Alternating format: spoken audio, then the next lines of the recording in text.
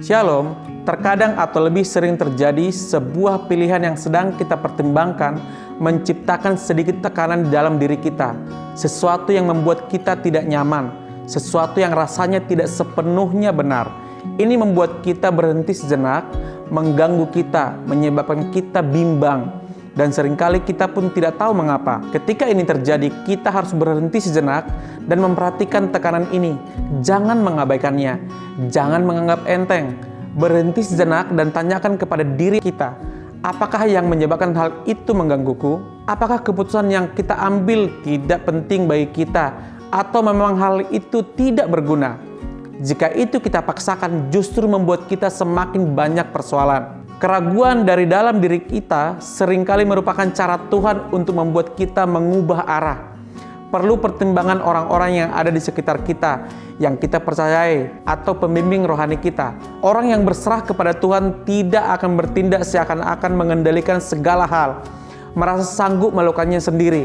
Mereka tidak memprediksi apa yang akan terjadi. Sebaliknya, mereka berserah, mereka patuh, mereka menurut. Rancangan gagal kalau tidak ada pertimbangan, tetapi terlaksana kalau penasehat banyak.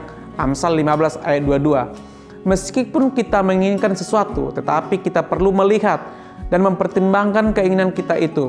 Apakah bermanfaat atau cuma sekedar menambah beban di kemudian hari? Tuhan mengambil tanggung jawab penuh atas kehidupan yang sepenuhnya diserahkan kepadanya. Oleh karena itu, perlu pertimbangan dan perencanaan. Karena jika tidak, kita mungkin membuat keputusan yang keliru, yang membuat kita menyesal dan berharap untuk dapat mundur kembali dan membatalkannya.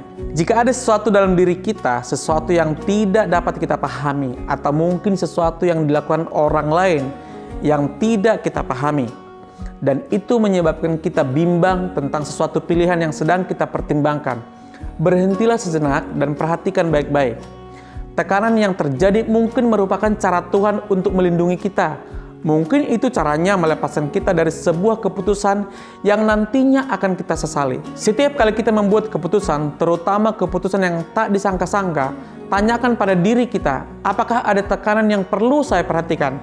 Jangan mengabaikannya, jangan menganggap enteng. Tuhan Yesus memberkati.